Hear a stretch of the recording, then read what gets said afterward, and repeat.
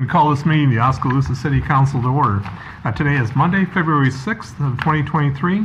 We start with the invocation scheduled. We have Lifehouse Community Church. Is someone here representing them?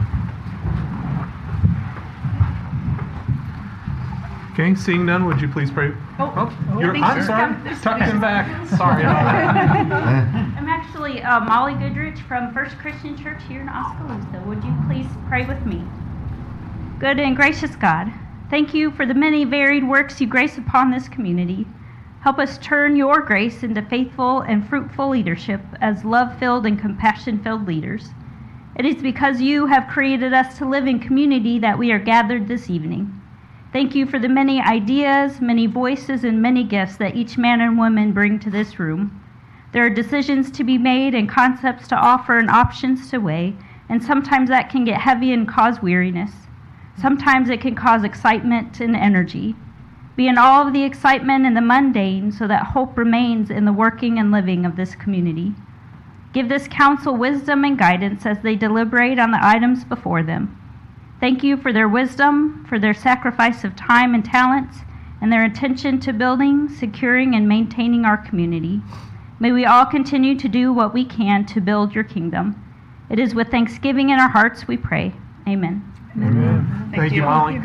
Would you join me in the Pledge of Allegiance? I pledge allegiance to the flag of the United States of America and to the republic for which it stands, one nation under God, indivisible, with liberty and justice for all.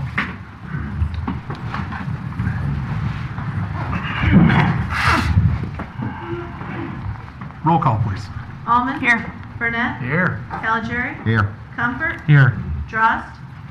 Here. Hermson. Here. Ocean. Here. First item up on our agenda is the opportunity for community comments.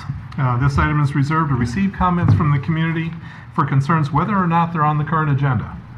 The community is encouraged to speak before the mayor and city council. We do ask that statements are kept brief, time limited to no more than 3 minutes.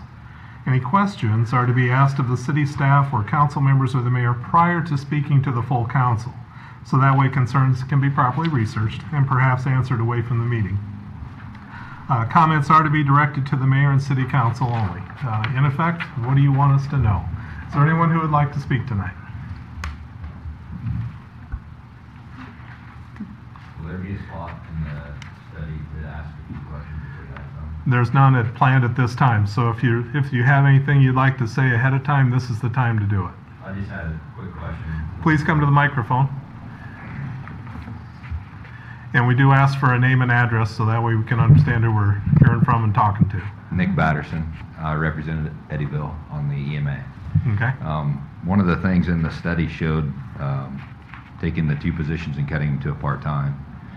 And my question was there any time study or metrics that went along with that information? Because I didn't see it in the study. Okay. Perhaps that can be addressed by our consultants. Thank you. If I could ask a question of you. So the council is just seeing the study for the first time tonight. How did you get hold of it? As the vice chair of the commission. Okay, so it was distributed. When was it distributed? Shortly after the 25th. On the 25th of January? Yeah. Okay. Okay. Is there anyone else who would like to speak tonight? Okay, seeing none, we'll move on. The next item on the agenda is the consent agenda. These are all items that are routine in nature. I did want to draw council's attention to a few things. Item G is scheduling a public hearing for March 6th for an application to annex property generally located at 2098 Suffolk Road. And again, that's a March 6th hearing. Also, item J. This is a resolution scheduling a public hearing on February 21st of 23, so our next city council meeting, for vacation and sale of a 265.5 foot by 16.5 foot section of an east-west alley. The agenda says it's at 701 2nd Avenue East. In fact, it's at 408 South B Street. So I did want to point out that correction. They're close. Yeah, so Sorry, that's backwards. flipped around. So the agenda is right. It's the The title of the resolution that was attached. Oh, okay. Okay, so 701 Second Avenue 701 East is is correct. Okay, thank you for the correction. And then item K, it's a resolution setting the time and place to conduct a public hearing on February 21st. This is for the City of Oskaloosa, maximum property tax dollars for fiscal year 2024. So, with that, do we have a motion of approval for the consent agenda? So moved. Second. Okay, any discussion? Roll call, please. Comfort, Yes. Drost, Yes. Hermson, Yes. Ocean, Yes. Almond. Yes. Burnett, Yes. Calgery. Yes. Okay, that passes. Getting into our regular agenda, first up is the announcement of various vacancies we have on Oskaloosa's boards and commissions. We do have one vacancy in the Airport Commission. It's a term ending on December of 2027. The Building Code Board of Appeals, there's one vacancy for a regular member and one for an ex officio member. And finally, the Historic Preservation Commission, we have one vacancy. It's for a term ending in December of 2023. Okay, getting into our regular agenda. First up is a presentation and discussion on the findings of the professional service agreement for the E911 and Emergency Services Operation Needs Assessment. The city has entered into a professional services agreement for 911 and Emergency Services Operations Needs Assessment. Resource Management Associates Incorporated was approved on November 7th of 2023 to provide the services to the city. The consultant here from RMA will be giving a presentation concerning their findings regarding the 911 and Emergency Services Operational Needs Assessment. The floor is yours, gentlemen.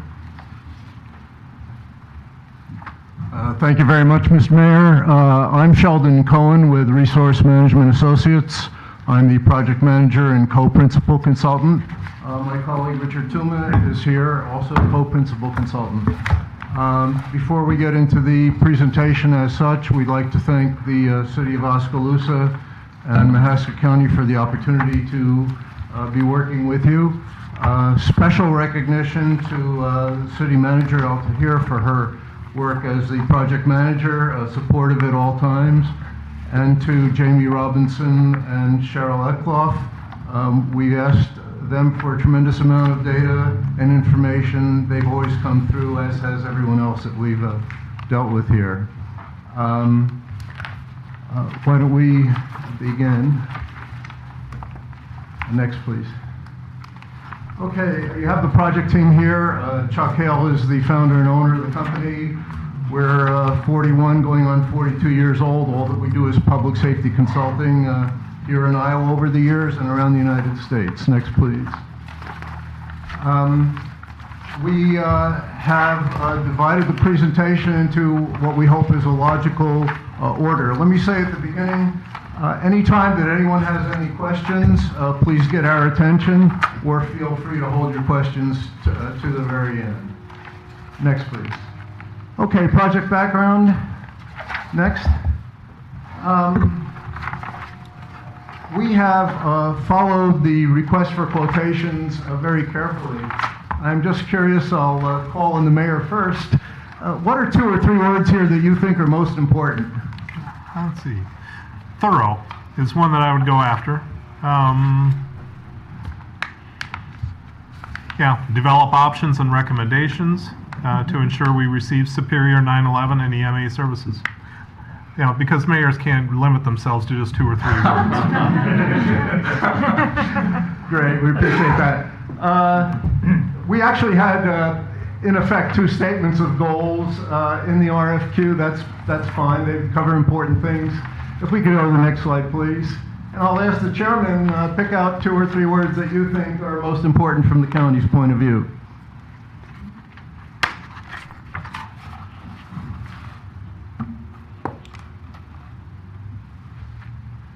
Well, I think it's well said. I would put the most cost-effective sort of delivery model for the citizens of who we represent. Okay, great. Thank you very much. Next, please. All right, we'll talk about the approach and work plan now. Next.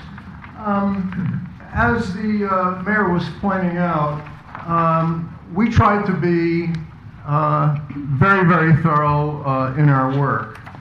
Just to pick out a few examples here, We interviewed 41 people, had contacts with 3 others.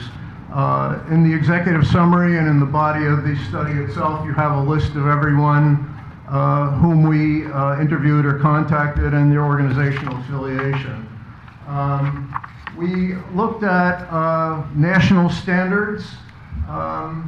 We had different sessions along the way, reviewing our progress with a leadership group, as we called it. And this just shows you the scope of what we needed to do. Okay, next please. The key words here, when we do a study of this kind, we are completely objective. We understand that people can look at the same set of facts and come away with 2 opinions, 2 different ideas of what they may mean. We like to describe our work as bulletproof. You may have some different interpretations, but our job as consultants is to provide the client with the best available information, and we respect whatever decision you make after that.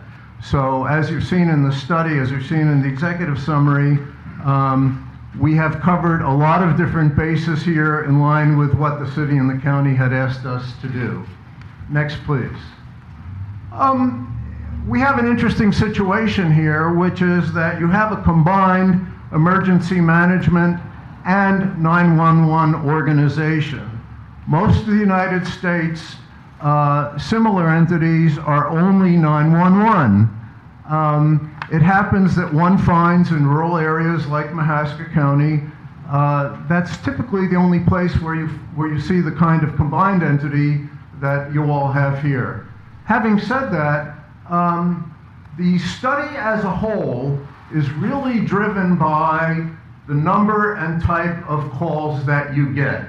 That's why we put that at the beginning. Calls then drive primarily staffing. Staffing is approximately 85% of your budget, okay? So staffing then drives costs. Next, please. The study exactly parallels the organization of the original request for quotation. We wanted to make sure that we had a structure that responded completely to what you had asked us to do. So the RFQ was divided into 2 phases. Phase 1, the organizational assessment, as you can see here, was to review all activities provided by Mahaska County EMA. Essentially, EMA does 3 things, as you see here in the bullets under number 1. It does dispatching, it does emergency management, and it does administration. That's who we are. Items 2 and 3 basically ask for two of the sides of the same coin, which is activities necessary for a fully functioning EMA, and the same for a 911 dispatch system. Next, please. Okay, so what are the key findings and recommendations? Next, please. All right, we have to look first at who you are. We like to refer to this as your identity. So the first thing we needed to look at before we ever started to talk about calls or staffing or anything else is, what do the city of Oskaloosa and Mahaska County look like? You are a small rural county. The city of Oskaloosa is 52% of your population. Outside of Oskaloosa, the population is 18.8 persons per square mile. You are an agricultural rural county. The second item here, you have no distinctive natural or human-made features or risks. We've worked in places that are perpetually affected by fire, by storms. You're not one of those. Your last gubernatorial flood declaration was in 2019, 3 years ago. Your last tornado was 11 years ago, thank God. Okay? We have no other human features which affect what we need to respond to. Number 3, I was just mentioning, infrequent natural or other disasters. Number 4 is very interesting. We get into a little bit of jargon here, if you will. We talk about multidisciplinary. Some 911 centers only do law enforcement, which is to say, police or the sheriff's office. Some only do fire, or some only do EMS. You do all three. That has a very fundamental impact on what we're talking about in the course of the study here. Multi-jurisdictional means that you have 2 or more governmental units. So you have the city of Oskaloosa, you have Mahaska County, and you have all the other municipalities within the county. That again makes a huge difference about how we look at your activity, your organization, your staffing, your finances, etc. The last item here, you have a brand new 800 megahertz countywide radio system that just went online in the middle of December in the course of our study. So we really haven't had any significant feedback on which to evaluate that, but it changes the landscape tremendously in terms of even what a telecommunicator, a dispatcher, if you will, does sitting at the desk. Next, please. All right, so what we tried to do here, this is just taken from the study, was to summarize the geographic and demographic characteristics of the city and the county. And we took two or three views of this, as you can see. We looked at what was the total for the county, what part of that total was attributable to the city of Oskaloosa, and what did things look like for the balance of the county. You will see, for example, right in the top rows, the city is only 1.3% of your land area, but 52% of your population. So we have a very interesting situation that way. One of the other things that comes out of this is that your population has been steady, okay? I remember working a number of years ago with a county in the southeast that was growing 80% every decade. The last decade that we worked with there, they went from 50,000 to 95,000.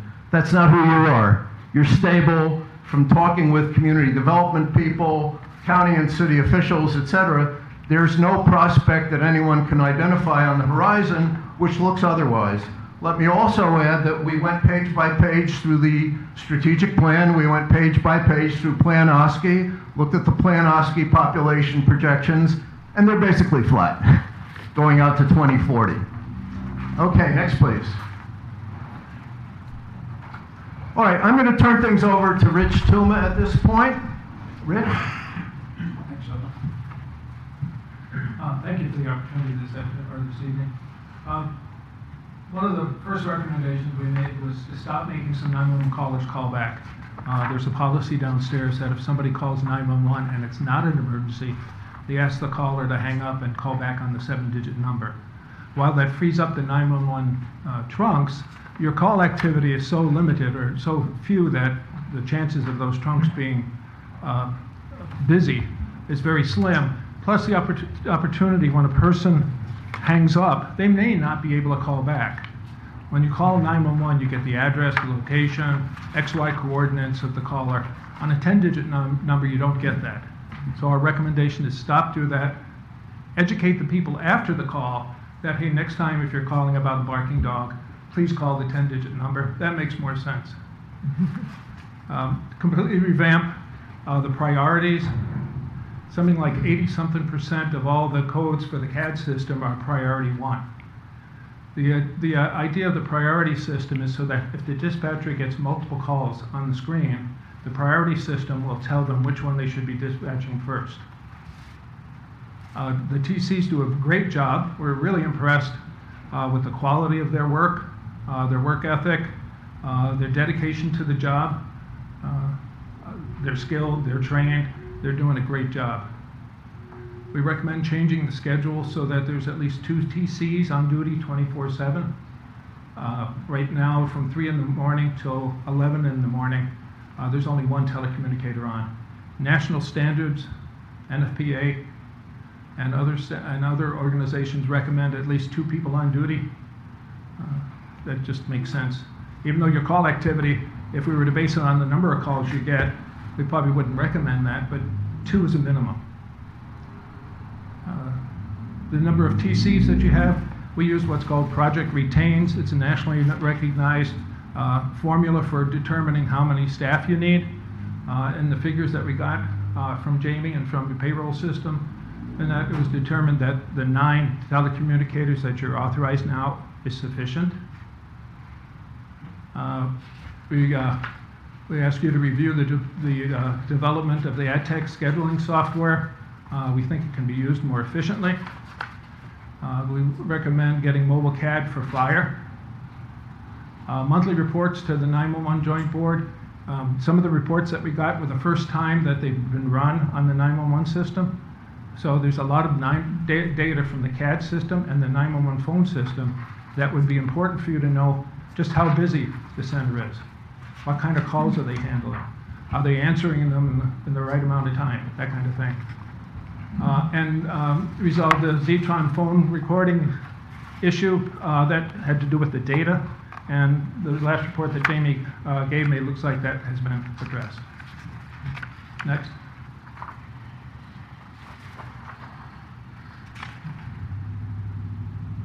Were you going to handle that? I'm sorry? Why did you? Yeah, you can do it. Oh, okay. Staffing, we're recommending, right now, Jamie's position is 50% emergency management and 50% 911. The deputy's position is 70% emergency management and 30% 911. Based on the activity and what they should be doing, we recommend the staffing be at 0.5 FTEs for emergency management. The Emergency Management Commission needs to exercise more active and direct oversight over 911 and emergency management. There should be monthly reports. Also, monthly reports on the new 800 megahertz radio system should be provided. Your old radio system didn't have any capabilities for any kind of reports. That was a great decision to move to that 800. I'm sure every public safety person in the county is really impressed with the radio system. Again, they're doing a great job in developing and maintaining emergency management plans. And again, we recommend mobile for the CAD system for the fire department, because in a major event, not only does the data come to the fire apparatus, but it's also a secondary method of communication should there be an issue with the radio system. Next. Can we stop for just a second? Sure. Number one, Mr. Batterson's question, I think, pertained to number one. Is that correct? Yeah. He asked what data supports your number one recommendation. Could you share that with us at this point, or would you prefer to do that at the end of the presentation? We'll hold that to the end if we could. Sure. All right. Thank you, sir. Okay, I'll take over. Thanks, Rich. All right, the third major topic in this part of the RFQ was administration. There are several items here, as you can see. The first comes out, speaks to the district court ruling which came out on January 5th regarding the fact that everything related to 911 now needs to be charged to the 911 fund. It's a major change because historically about 55% of 911 costs were being attributed to the EMA fund. So that's the ruling of the district court. We don't know how or when it may be appealed, but in the meantime, by February 28th, we have to have all those budgets done. Number two has to do with overtime. Overtime is a very legitimate managerial approach to how we run an organization. Right now, out of $1 million plus personnel budget, $5,000 is budgeted for overtime. It's just not a prudent way to do things. Around the United States, 911 centers basically spend 5 to 10% of their total payroll budget on overtime. Your overtime thus should be budgeted in the range of approximately $32,000 to $64,000 a year. Okay, perfectly legitimate. The EMA 911 administrator is a department head, in effect, should be on salary, not hourly. Okay, that's pretty basic. There are some other things that relate to how we deploy information technology, computer systems in the administration of the EMA. The county auditor was very cooperative. We spoke with Harris Solutions more than once. Your payroll process is, let's just say, not state of the art. Okay? It involves a tremendous amount of completely unnecessary duplication. So you need to sit down with the county auditor, with Harris Solutions, and essentially do a top-to-bottom re-engineering of the payroll process. The thing that's important to remember, among other things, is that every hour that Jamie or Cheryl needs to spend on payroll is an hour that they are not doing what they're paid to do. They're not being paid, with all due respect, to be payroll people. They're being paid to do serious EMA 911 stuff. So we really need to take a look at that. Somewhat related, item 5 on leave budgeting. There are 5 types of leave in Mahaska County. You're only showing 1 in your budget and appropriations reporting. The standard practice in local government for decades and decades is you show and budget all those 5 types of leave. There's no reason not to be doing it. Okay? Number 6, all the reports that go to the EMC Commission, to the 911 board, to the city, to the county, should all have account codes, just like you see as city officials. All right? Number 7, budgeting for the EMA should be done through the auspices of the county system, just like we were talking about with payroll. Now, the vendor, Harris Solutions, has a decentralized payroll system already in place. We haven't seen it, but we've discussed that with them. They don't yet have a budgeting package. They say they're getting ready to work on one, but you should participate in that process. Next, please. All right. We then have the 2 related questions that we said, as we said at the outset, of what's required in terms of activities for a fully functioning emergency management agency, and on the next slide, a fully functioning 911 operation. These are all the same things. If you're going to put together any kind of public agency, especially a public safety agency, these are all the elements that we need to be talking about. There's an old acronym in public administration called POSDCORB, P-O-S-D-C-O-R-B. I won't go through all the letters, but it starts with planning, organizing, staffing, and ends with budgeting. Basically what it says is, you need to be doing all this stuff if you think you're going to start another agency somewhere. Next, please. Okay, then we move into phase 2 of the RFQ on operational efficiencies. And as a summary, this talks about right-sizing from a staffing perspective, it talks about outsourcing, and it talks about merging operations with a neighboring or joining communication center. Next, please. Okay, so let's talk about staffing in terms of the internal restructuring. Number 1, as Richard mentioned a minute ago, we have half of the EMA 911 administrators' time allocated now, and we appreciate the question that was asked earlier. We'll get back to that later. That is more than sufficient for a county of your size and nature. Think back to the slide we presented earlier. You have the city of Mahaska, which occupies less than 2% of your land area, has 52% of your population, 80% of your calls. Okay? EMA activities in terms of emergency management are 5 to 10%. Okay? Number 2, there is simply no need for a second position. Okay? There just plain isn't in the nature of your city and county. Number 3, in terms of internal restructuring, as Richard mentioned earlier, the 9 telecommunicators that you now have work out exactly to what APCO, one of the 2 leading organizations, says that you need. So no restructuring there. One of the key issues, and we'll come back to this again, your work schedule has critical gap in it. Okay, so we need to change the work schedule to assure 7x24 coverage. Again, that can be done without adding any new positions. It's a question of doing a better job in deploying the human resources that you already have budgeted and employed. Number 5, once we get a better handle on scheduling, etc., the telecommunicators, and once you have the budget to do this, as we discussed earlier in the 5 to 10%, the TCs should be working overtime. Overtime is now being covered in different ways by the administrator, by the deputy coordinator, by the 911 director. We need to have a system where we recognize the appropriateness, the fiscal prudence, operational prudence of having the telecommunicators work overtime. And by the way, they probably wouldn't mind a few extra dollars.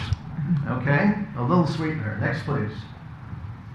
All right. Then we talked about outsourcing. There's really two sides to this. One is the emergency management side, and the other is the 911 side. Basically, emergency management is what we would call an inherently governmental function. You don't have a private army, you don't have a private navy in the United States of America, okay? Part of that is there's really no market out there. There are not firms who are going to be interested in a small rural county like yourselves, okay? Somewhat similarly, in terms of outsourcing 911, the companies who do that look for concentrations or large agencies in urban and suburban areas. That isn't who you are, okay? So essentially, both of those points are moot. They just don't apply here. Next, please.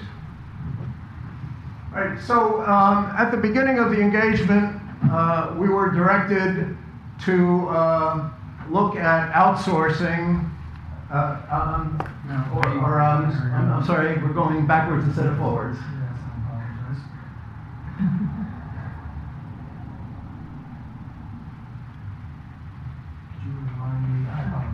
Keep moving forward. Okay.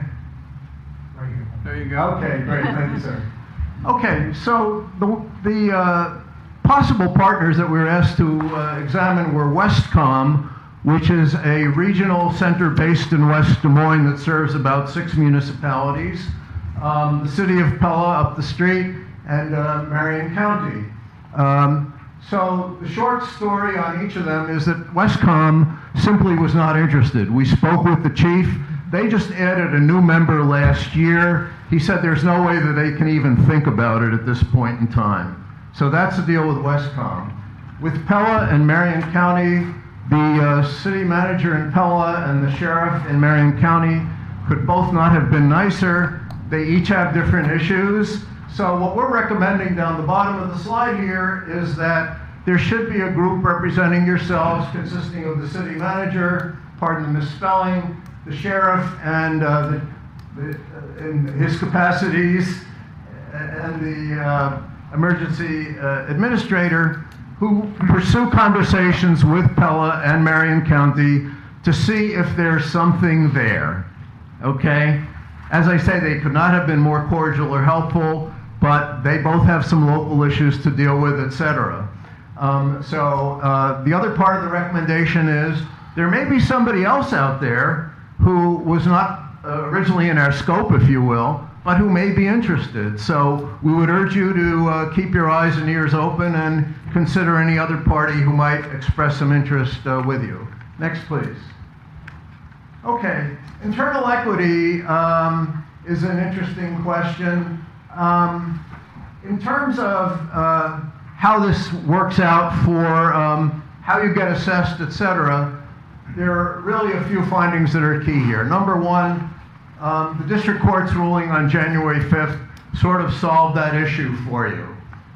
Number two, there's no such thing as best practice in terms of how we fund 911 or EMA services. You know, I can take a quarterback and send them to school, and it'll come out a better quarterback. And you can say there's certain things that represent best practice in how a hitter hits or a quarterback throws. It's not the way it works in funding these types of operations. We see all different kinds of combinations. The ones, as we say here, that are used most commonly around the United States are population, equalized property valuation, number of calls handled, number of calls dispatched, and there's always the issue of cell phone surcharges. We've basically recommended that you go with per capita assessment across the board. We'll take a closer look at that in a minute. Next, please. Okay, and the situation we have, to put this in context, is that state law does affect how you do it and what you do. And agencies may also combine 2 or more funding sources. Agencies may combine, for example, population and the number of calls that a particular city is serviced. Next, please. Okay, as you can see here, and I know the table's a little small, but as it works out in a nutshell, per capita assessment is the mid-range. All right? If you take the city of Oskaloosa, under equalized valuation, you're paying 33%, but you're getting 80% of the value. Under per capita, you're paying 52%, okay, for 80% of the calls. Under the call volume, it's 80, it's basically 78, it's almost 80 and 80. So our sense was the midpoint, the 52% represented by per capita, is really the most fair, easy to administer, understandable across the board. Next, please. Okay, next steps. We've been through the findings and recommendations. Where do we go from here and how do we get there? Next, please. All right, the question here is, who decides what, when, and how? We've given you a study that has several dozen findings and recommendations. We now have to figure out what do we do with all this. The most fundamental suggestion that we make is that the key agencies need to continue to talk. You have a leadership group which has worked well together, and you need to consider quality of service, demand for service, cost effectiveness, manageability. Next, please. So the question always comes up about priorities. The fact of the matter is, this is probably the most difficult slide in the whole bunch. Okay? If you say, what do we need to do first? We put can't wait in capitals on purpose. The reason we did that is that each one of these represents a potential liability to the agency, the city, and the county. Richard mentioned, first of all, telling callers to call back. Think to yourself what happens if a call is made, the caller is told to call back, somehow they don't call back. And it happens that the party in that incident is a 35-year-old telecom engineer, works at Musco, wife and 2 kids, masters from Iowa State in telecommunications, and they're no longer with us. Right? Fix the CAD call priorities. The fact of the matter is, you don't have any priorities.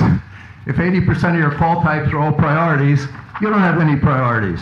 What we suggested in the study is follow the FBI.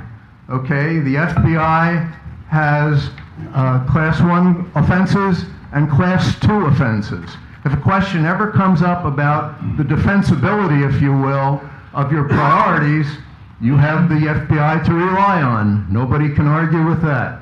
Some of what we need to do here is what we call defensive administration. You need to do these things yesterday, not tomorrow or next month or next week. Number 3, everybody needs to clock in whenever they work at the dispatch console. What's happening now is that the administrator, the deputy in EMA, and the 911 director don't clock in. If a question ever comes up about who was working the desk when A or B or C happened, we literally don't know. Okay? Item 4, as Rich mentioned, do whatever is necessary to assure that 2 dispatch positions are covered 7 by 24. We gave you the specific citation from the Bible of Dispatching, known as NFPA 1225 from the National Fire Protection Association. If you're going to be in the dispatching business, 1225 says you better have 2 folks there all the time. Finally, you have an issue of getting all your times in sync. Let me just give you a quick hypothetical. Without everything being consolidated, if you will, through what we call an atomic clock, you could have one device which is recording that a call came in at 6:25, okay, in the CAD system. You could have another record in the CAD system that the call was dispatched at 6:26, and a third device that says that the call came in at 6:28. Okay, it can happen. You can't be in that position. Okay? So these are the things that need to be done post-haste. It's like drop everything and do this, please. Okay? Next, please. Implementing the 911 study. We gave you a one-page summary of action items. We know that you're dealing with the budget. The leadership group that we've been working with needs to continue to work. Staff participation is very important. Make sure that the telecommunicators are involved. Make sure that the people at the worker level in the county, the payroll person in the county auditor's office is involved. One of the most fundamental recommendations that we make here, as Richard said, under emergency management, is monthly reporting and communications with the 4 entities. The administrator needs to be sending activity reports to the 911 board, the EM commission, how many calls, what kinds of calls, exactly the type of data that we gave you in the study. Okay, next please. All right, questions and answers. Well, you had a question. We're bated breath waiting for the answer. The answer is the nature of your county simply does not require anything more than a half-time emergency management person 20 hours a week. You're a small rural county. That's all that you need. I'll give you an example. Rich, you want to answer that? Or? Yeah. Jamie's a dedicated guy. He does a lot. He'll do anything to keep the center going. To the effect that he's working 8 hours as emergency management, then he'll sit in the dispatch center for another 8 hours, and then God knows what he does for the last 8 hours. But he's really busy. But he's doing other things that are not necessarily emergency management. Same as his deputy, where his deputy is going out and teaching shooting, active shooter at schools and stuff like that. It's typically not the role of emergency management. Emergency management coordinates that, organizes that, but the police department teaches that, or the fire department teaches Firefighter 1 classes. So he's doing a lot of things, but that's not typically what emergency management does. I was the director of emergency preparedness in Waukesha County, and I was in charge of emergency management, 911, and a bunch of other stuff. We had a population of 400,000. We had 2 people dedicated to emergency management. Another county I was at had a population of over 800,000. They had 3 people for emergency management. So you're really quite overstaffed for what emergency management typically would do. Jamie's doing a lot of things that typically emergency management wouldn't do. Yes. It's also a professional position, so if you drop somebody to half-time, what are you talking about? Benefits? What are you talking about? Keeping a person, who'd want to work a half-time professional position? Right now he's half-time. That seems problematic. Right now he's half-time emergency management and half-time 911. Mm-hmm. So he could stay as half-time emergency management and half-time 911. Okay. And that's sort of full. Because that isn't what I was hearing. Exactly how it I'm is. sorry. Yeah. You said you were dropping, and now you're saying we keep it status quo. Yeah, that doesn't. Yeah, I'm sorry. That was a little confusing. Yes, that was. Yes. Yeah. Okay. Yeah. The need for services there is not the need for the two managers is there, right? You still need the dispatching, you need all those things. We just don't need, the managers should be managing, not doing dispatching, right? Is that what you're saying? Well, yeah, because the dispatchers could, there's an issue, one of the issues with the schedule. The dispatchers do a great job. They have a great schedule. They work 4 days on, 4 days off, 10-hour days. But the first 2 weeks, they're working 40 hours. The second 2 weeks, they're only scheduled to work 30 hours. So they're coming in on their scheduled time and doing other things like training, which is great. They're getting more training. But there are times when you have 3 dispatchers in the center, when you, and for the normal time between 3 a.m. and 11 a.m., you only have 1. So the scheduling needs to be revamped so that you have coverage 24/7. So you talked about the reporting that the director would typically give to the governing board.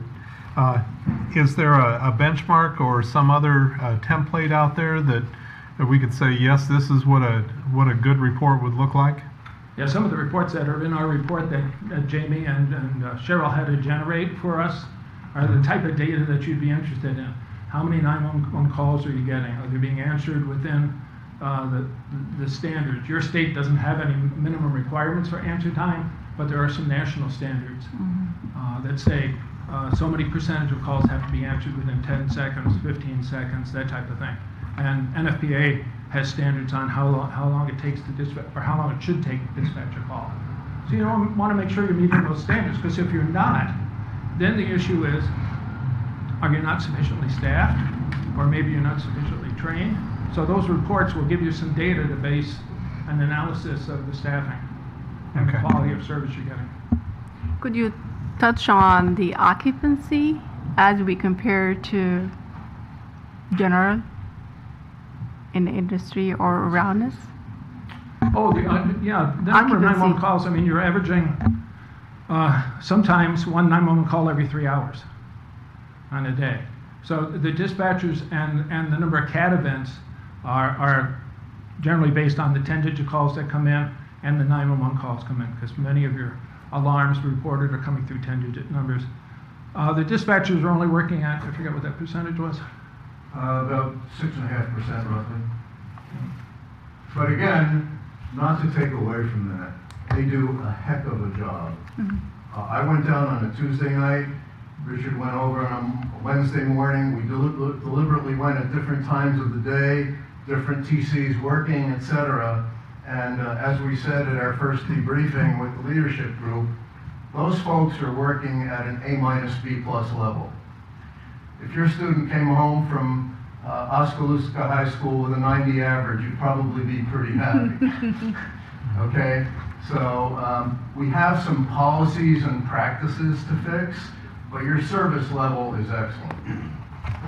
And the environment down there is very good. I mean, you don't have dispatchers leaving. Nationally, the turnover rate now is over almost 50%. Yeah, exactly. You don't have that turnover here. You're really in a nice, unique position. My last dispatch center was authorized 52 dispatchers. They're down to 32. They're just driving people out of the business because they're working so many hours of overtime. Yes. You mentioned that Oskaloosa accounts for 80% of the calls and 52%. It's about 78%. Right. About 78%. Right. Yeah. That seemed to only be measuring quantity rather than quality as well. I mean, I live 2 blocks from the hospital, so if I call 911 for my husband, that's 2 blocks. But if I live in Barn City, that's an added, so there's different costs to the same call, correct? Well, no, to process the call is the same. It's the response from the agency. Okay. The ambulance coming from the hospital, that's not on your 911 budget. Same Okay. with the fire department responding. Okay.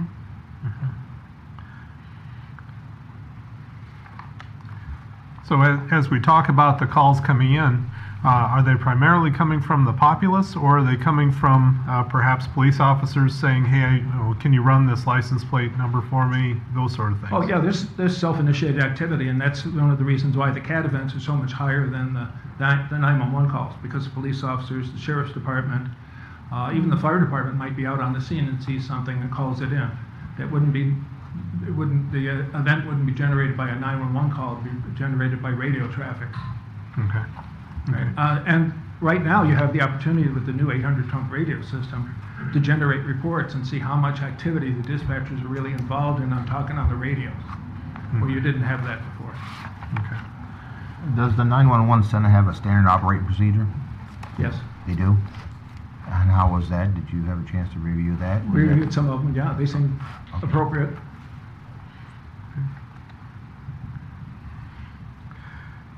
So you talked a little bit about the overtime that was being spent there. So if you salary a director, is there a benchmark as far as what a typical salary would be for a county our size in a state of in the state of Iowa? Well, what I would say is this, Mayor. The question is not his compensation level. Mm-hmm. Basically, what we're saying is maintain the same compensation, but just put it on a salary basis like any other department head in the county, if you will. So in essence, multiply the hourly rate by 2,080. That's a normal. Sure. Okay. Sure. Okay. And when he's filling in for dispatch and when the deputy is, they're actually at an hourly rate that's much higher than a dispatcher would be, and even Right. a time and a half. Yep. Right. Right, so they could be using their time more efficiently. Okay. Okay. Okay. Okay. And as far as the, so what you're talking is just the allocation of resources, that there's no degradation, so Oskaloosa, Mahaska County E911, we take some pride in being a certified service certainly. agency. Yeah. And so this would not affect that in any way. We would still maintain that level of excellence. Correct. Well, and if you reallocate your staff, you'll have two people on all the time. I mean, it's one person can probably handle the call activity, but if that person has to use the restroom or isn't feeling well, what happens when that 911 call comes in and now they need to run and do that, or the radio goes on and they need to run and do that? It's just not a good policy. Okay. And the issue is, if you have any kind of a major event, and I don't say this to be engaged in hyperbole, but things happen. It's the world in which we live. It's 10:30 in the morning, you have an active shooter at the Walmart, God forbid, and then you have a medical emergency. Your one dispatcher who's working at 10:30 in the morning, they can't leave the Walmart. What happens to the victim of the medical? They're also giving emergency medical advice over the phone, which is excellent, and they do a great job at doing that. If you get a second 911 call, depending on the type of instructions you give, you want to be careful. You don't want to be putting that person on hold a lot when you're trying to give chest compressions or instruct people on that. So that's why it's important to have two. Okay. Or one of the reasons, I should say.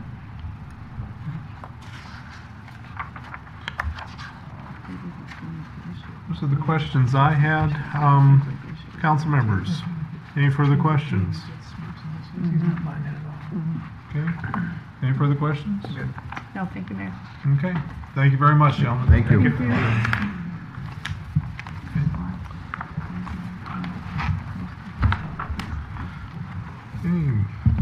Moving on, item B is a presentation on the housing needs assessment.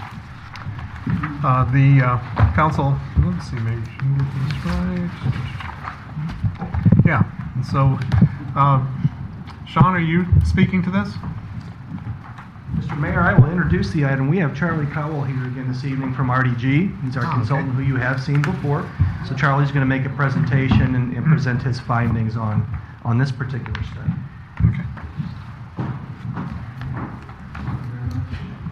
Thank you, Mayor, Council. Good to see you again. As Sean mentioned, we were working last fall on a comprehensive housing needs analysis. We wrapped that up in December and are now getting the opportunity to kind of present some of the findings to you. I know the document's been circulated and it's posted online as well. So just want to cover the highlights today. There's a lot of information in there. Whether you're interested in some of the community surveying we did, the market analysis, and then obviously probably the most important part for you is the strategic direction. So just kind of highlight some of those items and then answer any questions you might have. So really our approach starting off with community insights is really where we're at today, where do we want to be, and how we're going to get there. So where we're at today really took understanding. Luckily for us, with the Plan OSKI process, we were very familiar with Oskaloosa, with the community members, and with some initial needs. So that really took out a lot of our front-end steps. But we still wanted to dive into some numbers in more detail, and also wanted to ask some more specific questions to the community regarding housing. So 2 surveys were administered, as you saw in the study. One was a workforce housing survey, so this was distributed to employers in town to give to their employees to take. The goal there being to understand if they feel their housing needs are being met in their current living situation, if they're in Oskaloosa or not, and what is their preference if they would want to move and live in Oskaloosa if they didn't, and vice versa. So that you can see there just some highlights of that on the screen. Basically, the summary of this slide is, folks really would prefer to live in Oskaloosa. We heard from a lot of employers that they do have employees that travel from Des Moines for a number of reasons. Maybe their spouse works there or vice versa, but in large majority would prefer to live closer with commuting distances under 45 minutes is preferable. We asked a lot of other questions to them about kind of what they look for in a community. And this was somewhat interesting. Folks obviously look for housing, but they look for a lot more than that as well. Community amenities was really important when we asked the workforce here what they're interested in when they look for a place to live. And you can see affordable housing on this particular chart. The numbers are kind of backwards, so the lower numbers means it scored higher in this, weighted less in this particular question. So affordable housing was rather low on the list, and other amenities were high by survey participants. Which leads into the next slide, talking about if you would change jobs for the ability to work remotely. We hear anecdotally all the time, this remote work is going to change our town. It's going to attract people to live here because they can work anywhere.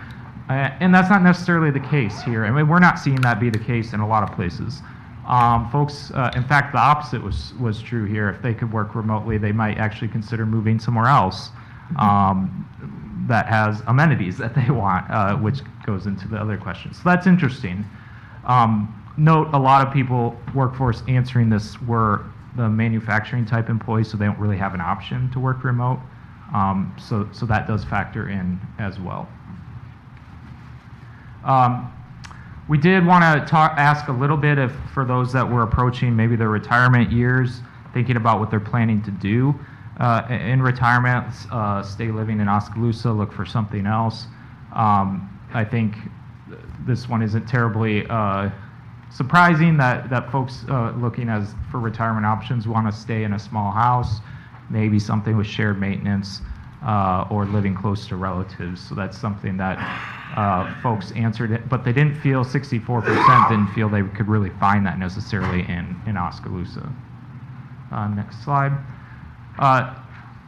So there was a lot of information from that workforce survey that's detailed in the study as well. We also conducted a more detailed rental landlord survey. So we used the inspections list of landlords to target some information for them to answer based on rents they're charging, vacancy rates, things like that. So as was not terribly surprising to us, vacant units are pretty easy to fill. It doesn't take that long for existing landlords to fill those units, and that corresponds with what we heard in Plan Oski as well. Next slide. We did ask more specifically, we wanted to find out what type of investments landlords may be putting into their properties, so we did ask some questions regarding that. One of those questions was if they've used any assistant type programs, whether that's federal, state, local, county, regional assistance to help make improvements to their properties, and the vast majority have not. And that, when we look at some of the later items in the study, that's largely because those programs just aren't available. And then on top of that, they may not know about the ones that are available. So that's something that becomes a strategy to kind of target as we move forward. So there's a lot of information about those surveys but those in the study, but those are kind of the highlights to target here as we talk about strategies moving forward. The second part, and that's all summarized here as well. I forgot I had that slide in there. And I kind of mentioned all that already. The second part of the Oskaloosa Today is kind of understanding some of the numbers as far as diving into what we're seeing as trends happening over time. We did some of this in the Plan Oski comprehensive plan document, but the housing analysis goes a lot further than that. So just a couple highlights related to those numbers, and those conclusions are kind of listed here as I walk through a few of these highlights.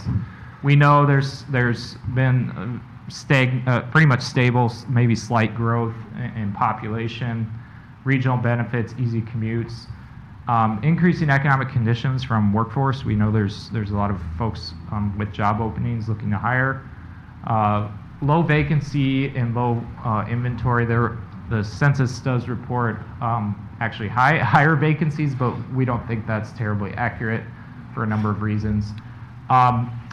Low building activity, which we'll talk about, and then probably most important to this section is the repair need and repair of existing housing stock and infill development. So next slide. This is kind of showing, this is one graph or chart I felt showing here was important. We talked a lot during Plan Oski and during this process about the lack of building activity or builders doing work in town. And this is just a comparison for some of your other peers perhaps around the area of building activity. And these numbers, we tried pulling these directly from the cities, but it was proving hard to do. So this is from the U.S. Census, so it's self-reported. So it may be underestimated slightly. But you can see anyway, the trends for Oskaloosa versus some other communities are pretty similar, so you're not alone.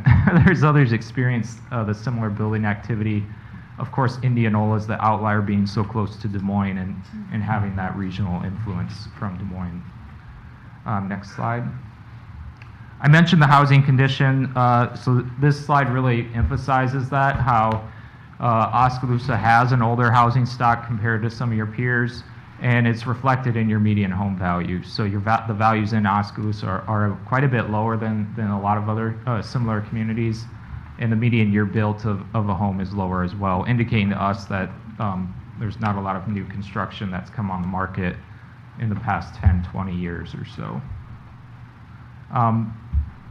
We also wanted to look into home sales. That was something that has been changing quite rapidly over the past few years. And Oskaloosa actually, when looking at some peer counties, we had to pull this data by county level. Oskaloosa has had one of the most decline, let me rephrase that. Oskaloosa's active listing has declined quite a bit more than some other areas, meaning there's less homes on the market being sold. You can see there a 37% drop from 2019 to 2022. Another thing that's interesting and reflects what we heard is the days on market number, which is highlighted there, is lower than several peer communities. And that's basically when a home gets listed, how long does it stay on the market before it comes off the listing. So 50 to 60 days, that's pretty much indicates the house gets sold within a few days once it's listed, because there is a period for closing, there's a period for all that paperwork, which is typically 30 to 45 days, maybe 60 days, depending if there's other inspections to do. So, so the homes haven't been staying on the market that long, which we heard a lot about. Next slide. And then lastly, a couple points regarding the existing housing stock. This number here, let me get my right slide here. I pulled out because it's interesting, because Oskaloosa is different from the other peers here, and the value to income ratio for us is a quick factor we look at to understand whether the housing market is undervalued or unaffordable, overvalued, and unaffordable for most folks. So a number below 2 we typically would say is an undervalued market. And to us, what that means is the cost of when a house is built, when it's appraised, doesn't always equate to the cost to build the unit. So if the appraisal doesn't come in at the cost to build the unit, it's not profitable for a builder or developer to do that. It's really high risk, so that may deter development in some instances. And part of that's related to the comparables of what's around the unit, of how it gets appraised. So that's where some of our strategies will target in the later slides here. Next slide. And then just an overview of some of the affordability and cost concerns from a renter's side. There's not a lot of variation here. Renters in Oskaloosa are paying a little bit more of their median rent than some peers, but it is improving versus some of the peers. And this is something we're seeing. We are seeing renters faring better off in a lot of areas. It's still not great, but better. Trends are improving, and that seems to be the case in Oskaloosa, probably mostly because wage increases. Next slide.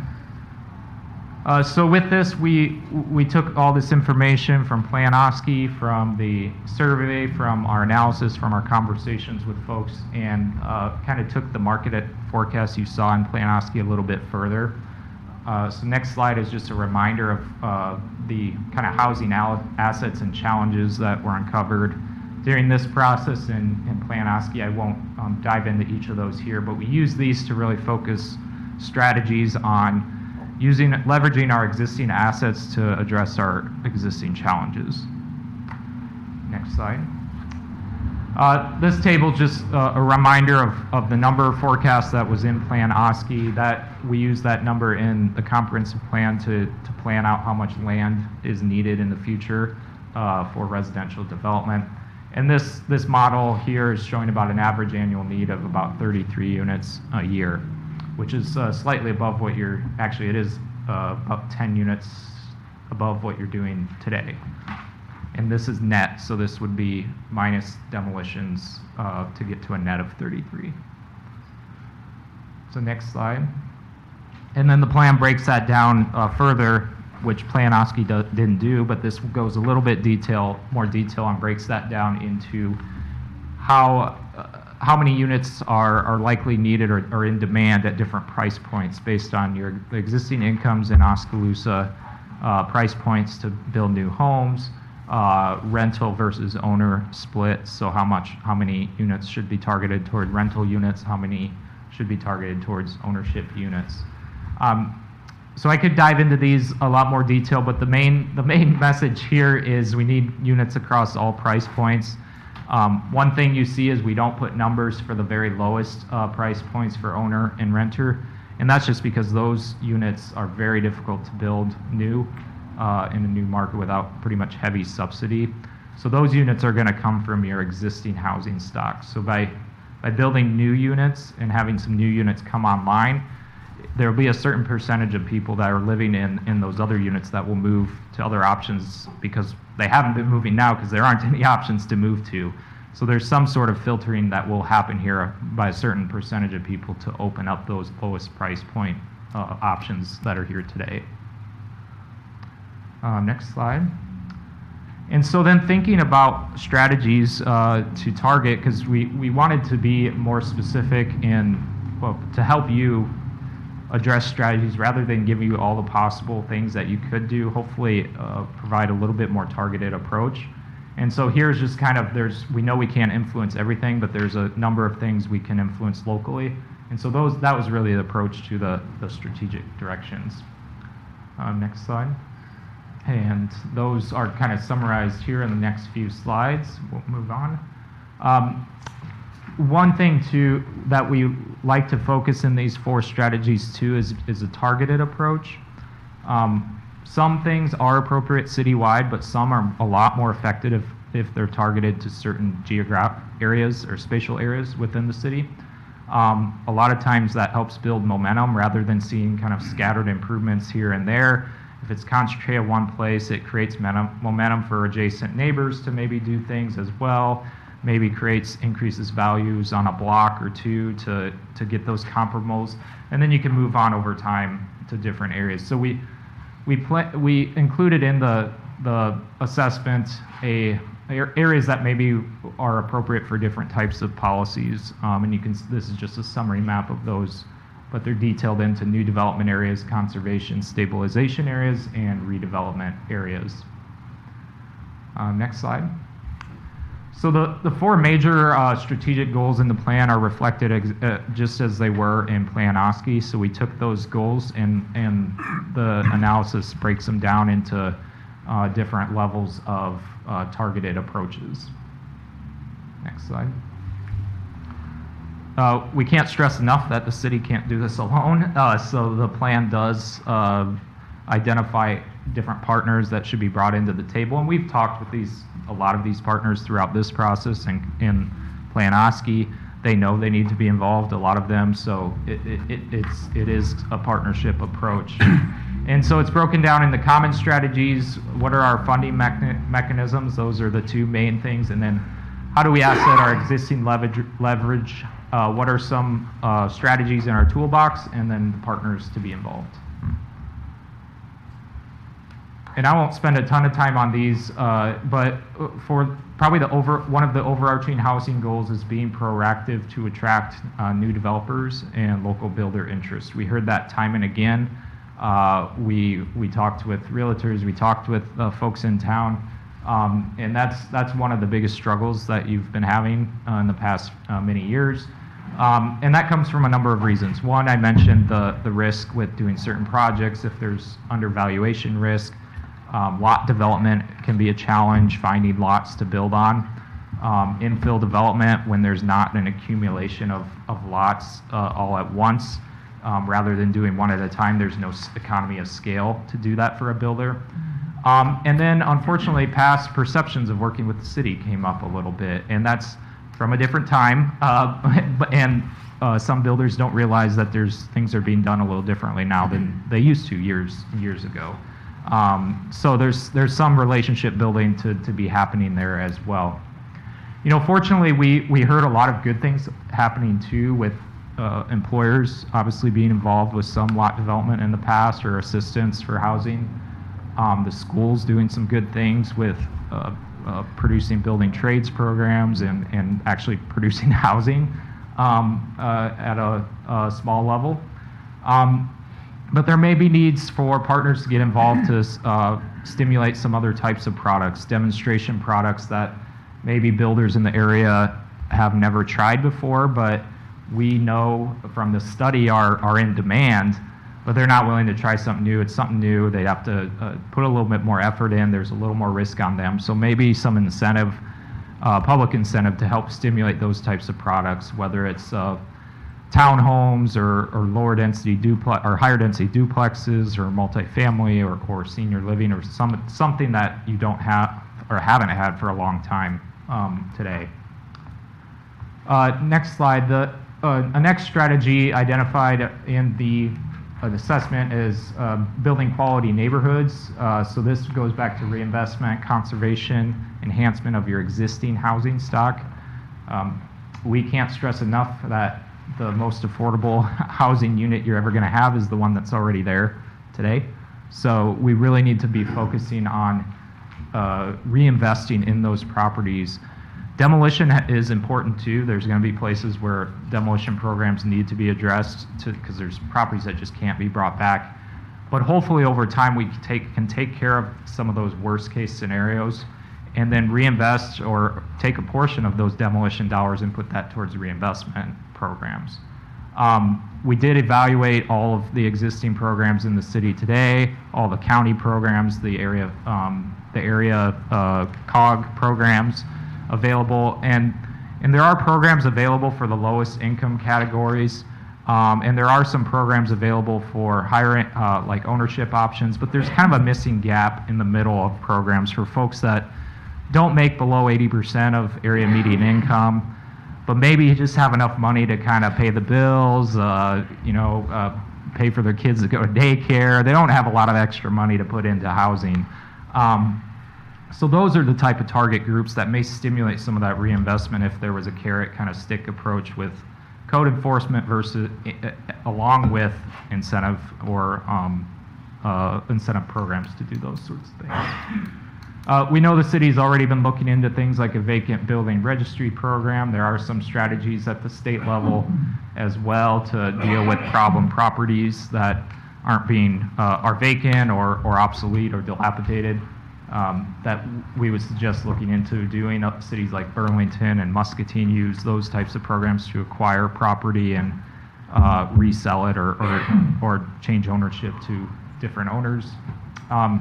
And then obviously continuing, you've already started your tenant landlord education process with the rental inspection program, but there's strategies to build those relationships as well. Next slide. The third strategic direction is I forgot about this one too. There is some in Plan Oski we talked a lot about neighborhood associations and collaboration. So we took a shot at kind of sketching out maybe what some neighborhood groups might look like, and there is evidence that when neighbors know each other, that the value and the pride in wanting to invest in your home increases. We see that in a lot of communities, and there's studies that show that. So this is just a first step you can draw those lines however you like, but we're not saying it needs to be a formal association, but it could be organize Facebook groups, organize meetups, whatever it may be, and we talk about that in Plan Oski too.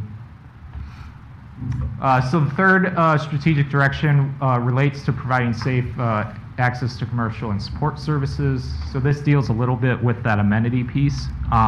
There's not a lot of tools in this. It's mostly related to Plan Oski, allowing mixed-use environments, investing in our community. So that's mostly what this strategy is related to. And then lastly, I mentioned the demonstration project. So strategies and targeted programs to offer a range of housing types for all people in all stages of life, whether it's the young professional or the aging adult or empty nester. And so that comes into opening up opportunities for new lot development. So there's strategies in the assessment for addressing new lot development.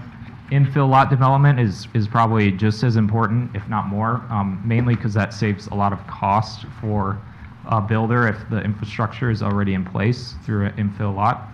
So there's strategies in the assessment to assemble those lots and then be able to distribute them in a more of an economical way to builders. And then universal design for aging in place, product requirements that might have incentives attached to them to ensure that people can, if they want to, stay in their home as long as they can, so they don't have to move to somewhere else where those options are available. So I know that was kind of a really high level look at some really complex and detailed information, but if you've had a chance to look at the assessment, happy to answer any questions about that.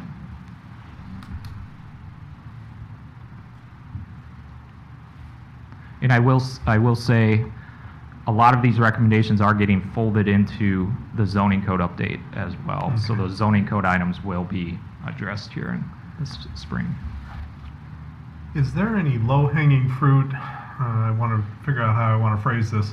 That, if we wanted to get developers' attention, we talked about multifamily, we talked about high-end housing, we talked about affordable. What seems to be the best for commanding the attention of a developer? My thinking would be, anything that has a higher margin would probably be it, yeah. But I don't know that, so I thought I'd ask. Yeah, it's a good question. It's really, we find that developers they're obviously gonna go where it's easiest. Mm-hmm. And the property tax assessment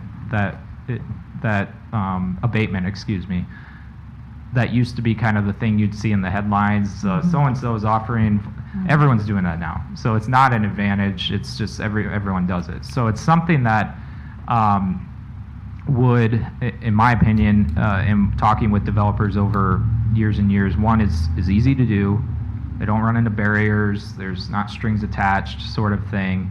And it's straightforward for them. If there's lots already ready to go, and you can just say, we have lots available, we're ready, we have the demand, a study, that would be the lowest hanging fruit, is being easy to work with, honestly. And I will say, I didn't mention at the beginning, part of this study, the reason for doing it was to qualify for the Iowa Workforce Housing Tax Credit Program. So having those dollars, being able to apply for those dollars, and having developers are watching who gets those dollars, and then they're going to that community because they know those tax credit dollars are available. Okay. And so do the developers typically buy the real estate then, or do they look for a partner like a city or an employer to somehow say, yes, we'll get some of the property purchased for you, or do some other incentive?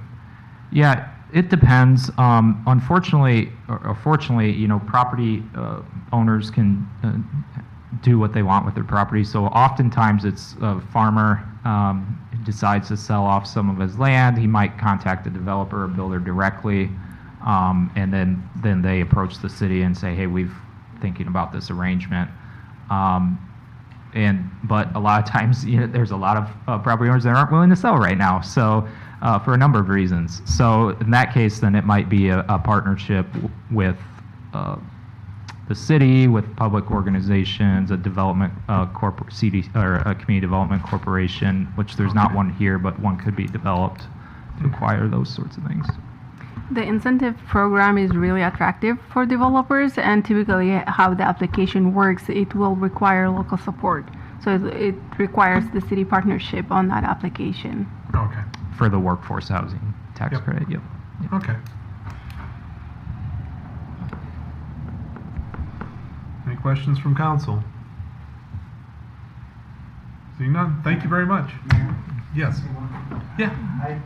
So about halfway through, you had a building permit Yeah. study. Yep. Is that just for new construction for the towns that you did? Is that strictly for new construction? Yes, yep, permits? yep, Okay. yep. And then this is kind of addressed to the council as far as the community housing and the neighborhood stuff in code enforcement. I am amazed at how many empty houses we have in this town. That literally, there's nothing going on. Mhm. Right. I touched base with 3 properties today. New properties that we have not had code enforcement for, 2 of them were vacant. Is the price of building, the materials, is it still up there where people are not wanting to do it? Yeah, yeah, a couple things. Oskaloosa has about 10% vacancy rate according to the census, which is high. We would typically see healthy as between 5 and 6%. Lumber prices have come down, but the other costs have not. So the metals, the fixtures, those sorts of things have not dropped yet. They're still at the COVID highs. So it's tough. I imagine the owners of those vacant units are there's a number of reasons. Wages is probably one too. Wages have not grown as much as the cost of housing. So those number of units you've seen that were empty, what was the older? condition of the, And they're older And homes? that was what I was just thinking when I was sitting here. The outside of that house does not look bad. The structure, the bare bones of that house are good. It's solid. It's just, and I don't have that magic answer. I know that. No, I've seen a few around town. Yeah, what can we use for incentives? Right. That we're not already doing, that can get, 657A, as Dixon will tell you, takes a long time, and, that's a process. Yeah.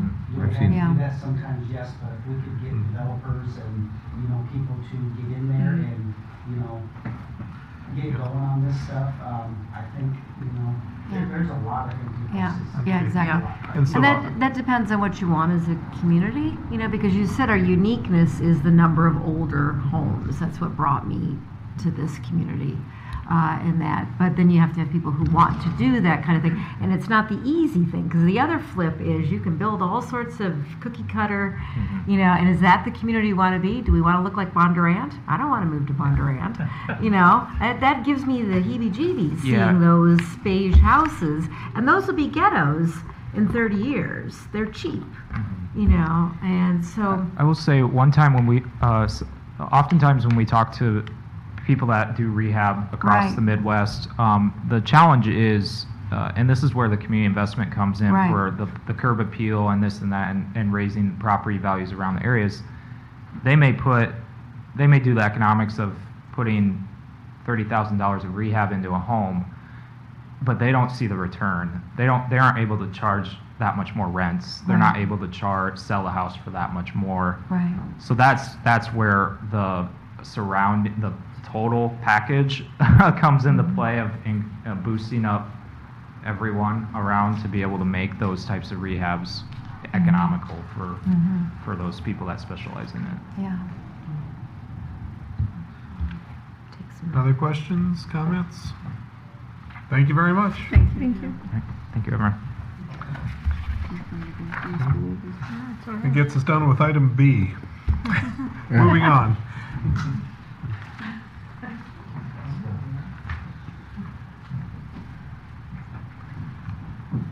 Getting to item C. This is the Mahaska Community Rec Foundation Annual Report. Hi. Hello, everyone. I am Mackenzie Burke, and I'm the manager of operations out at the Lacey Complex and MCRF. So in 2022, the complex had 3 USSSA tournaments and 2 high school tournaments in May and June. And the trail trams had a successful year, giving tours to over 1,300 riders. Are all of you familiar with the trail tram tours? Okay. We also host fall ball in the fall, and we had over 95 teams in the league playing over 380 games. And then the Lacey Complex had 395 unique teams come to Oskaloosa this year. And on an average, they traveled 57 miles to Oskaloosa. So that just kind of shows the economic impact to our community. For our fourth quarter, the MCSC Soccer Club, they finished their fall season in October, and they had over 130 games. And the YMCA Flag Football and Oskaloosa Football Leagues both had seasons this fall, and they hosted games each Saturday through the end of October. Of course, the annual Lighted Christmas Parade was celebrated this year, and our blue trail tram was decorated for that event. In October, Thunder Country led their third annual Haunted Trail. We've also had a couple different schools, Twin Cedars, coming from Bussey area, and William Penn helped clean up our complex and our trail to make it safer, especially in the fall with all the leaves and walnuts that fall on the trail. We completed updates along the trail to replace unfavorable concrete. And then around the new pond out at the complex, we have also placed a trail. And the first 5 kiosks were finally placed at the solar system walkway.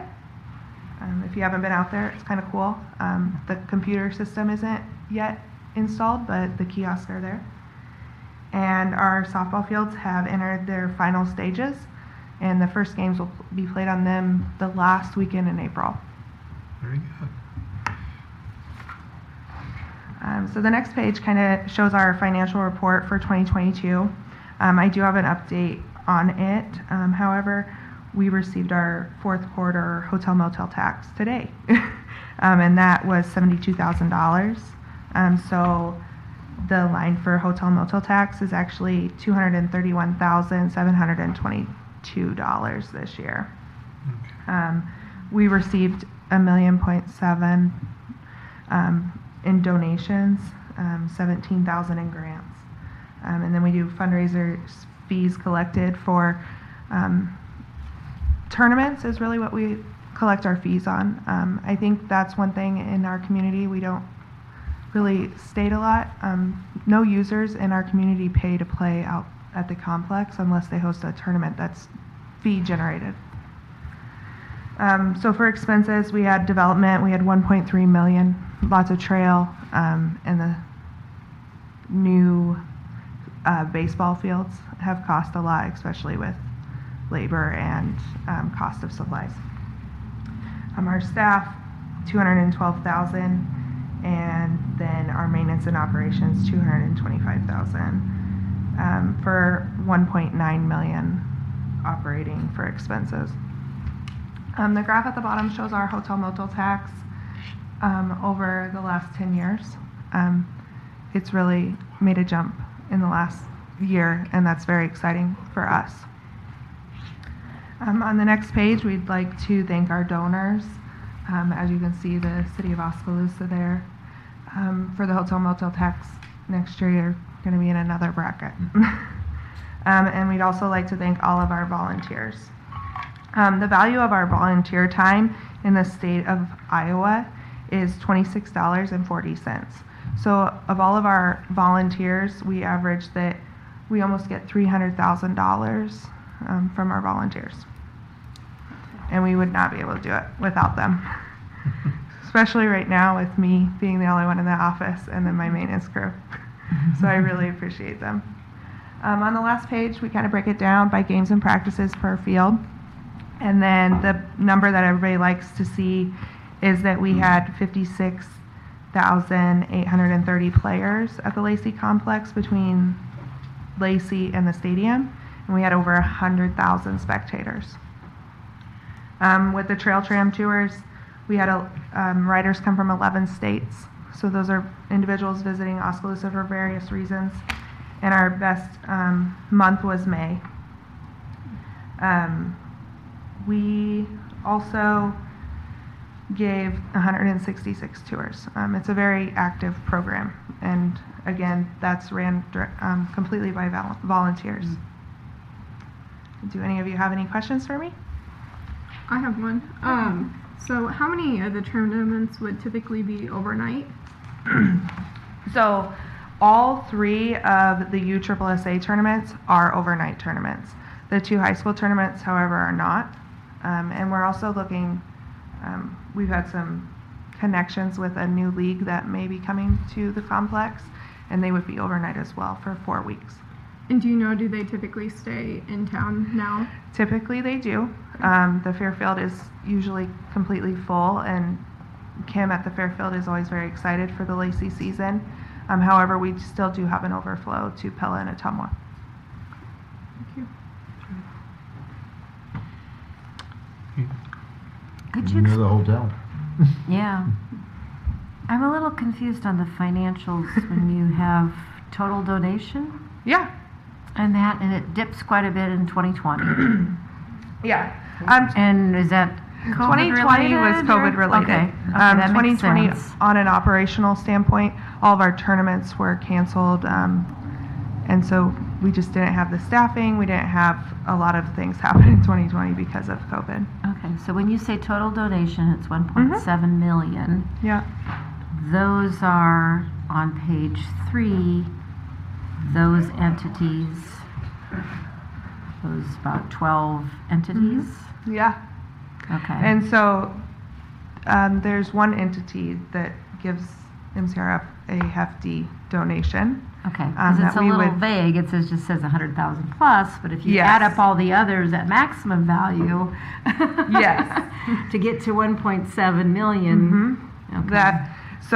Yes, that one entity at the top is the one that gives us the majority of our donations and helps us just operate.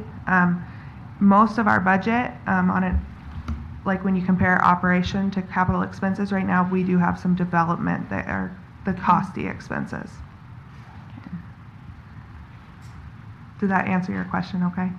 So, and then the $17,000 grant is, is that a Typically- private or public? It depends. Last year's grant was from MCCF for the new trail that went around the pond. We got $10,000 for that. Okay. We also received $7,000 from Cargill Cares, Okay. and we're going to be putting up some new mile markers around the trail Okay. that will help with 911 tracking, actually. Any other questions, comments? Okay, thank you very much. Thank you. Okay, that gets us to item D. This is to receive and discuss an update from staff on the C Avenue and Market Street traffic signal. Sean? Yeah, thank you. Staff has received a couple questions from both council members and from residents on the C Avenue traffic signal. So I performed a traffic count study there, essentially sitting counting vehicles. It's very exciting. But I've provided as a part of the item a summary of the total counts. You can see there's overall the north-south has not changed significantly. There has been a little bit of decrease, but essentially that can be attributed to randomly collecting a time that had less, since that's the highway traffic on Market. There is a pretty significant uptick in how much traffic has been traveling east and westbound, especially in the AM and PM. A lot of that I would attribute to vehicles which may have avoided this intersection in the past because it was a stop sign and now it's a traffic signal, which is much more convenient to get through. In terms of the actual flow of traffic, it does appear that the signal is functioning properly. Where there are queues of vehicles, especially east-west on C Avenue, but the timing is such that with the rare exception of when multiple people were trying to turn left across the highway and were getting stopped, the queue was cleared by the time the traffic signal changed. There wasn't a lot of time where people were waiting, or there wasn't a lot of excess green time east-west where Market Street was held up. It was essentially flowing the way that I would anticipate. Sean, I got a question. So if you go back to the very beginning where it says that you were doing this because of questions, may I understand what those questions were? A lot of those questions are related to the way the timing was set up because at the time, the pedestrian push buttons hadn't been set up yet. Okay. So one of the main questions was essentially that there was a desire to have the the north-south traffic on Market Street be uninterrupted until a vehicle was stopped at C Avenue. But because the pedestrian push buttons weren't set up, the signals couldn't be set that way. Yeah. Now they have, so it is set up that essentially if no car arrives at C Avenue, then it will never change to green for C Avenue. And again, it seems to be functioning properly that way. I drive it every day. It seems to work fine. So, I mean, every single day. That's how I get to work. So, yeah. Other than that, I guess I'd make a small comment that it's possible if these PM numbers are slightly underestimated. The traffic count, the peak hour that I got was actually the first interval that I collected, so it's possible it's slightly higher if you were to go early, but the PM was pretty spread out in time, so I doubt it would be a significant difference. Sean, I have one question. So I noticed that when you're going north-south, the walk light in the countdown, like as soon as it hits 0, it changes. Like it doesn't give you time if you're in the middle of the intersection to get across before. You're not supposed to be in the middle of the intersection at 0. Right. Seriously, I mean, I know, but how if do you you watch fix that? all the other ones, they give you, I think, about 3 seconds on it goes to A hand yellow. comes up, And, about 5 seconds. yeah, and you don't get a hand. Yep. And that's kind of what I'm concerned about is So the for countdown- people Yeah. walking across. Yeah, so the countdown went down, and then a hand comes up, and I think I remember I did 5 seconds, and then the light changed. Yeah. Right. What she's saying And that one is doesn't soon as have the- that. Right. It's not And- doing Right. that. Yeah. And if you're walking, like my daughter who walks with crutches is disabled, it's not enough time, she said, to get across the avenue. You know, it's timed for an able-bodied person versus somebody in a wheelchair, a stroller, a cane. You know, you need that little bit of, like you said, kind of fudge time. Like, okay. Right. So it's actually a bit awkward in that that countdown is intended, once that countdown is started, it's intended that a pedestrian should not enter the roadway. So that countdown is actually supposed to be the amount of time you have left to get across the intersection if you've already entered it. I realize that a lot of people might not know that and not use it that way. And for some faster pedestrians, that may be adequate. But the intent of that countdown is such that once you've seen it as a pedestrian, you're not entering the intersection anymore. I just thought because it caught my eye because the rest of the stoplights in town do give you that hand and give you about 3 seconds, I think. So. Yeah, and I think that's primarily due to the difference. The countdown is longer for that, and because it's wider. And I'd say probably the way it's set up on C Avenue is kind of the more modern way of doing that, and some of our older systems aren't set up that way yet. Some of the push buttons still haven't been set up. For instance, on 2nd Avenue, I know that they haven't put in the pedestrian push buttons and updated all that. But I would hope to see it all more operating the way it is on C Avenue rather than the old way of how it was operating. Yeah. Okay.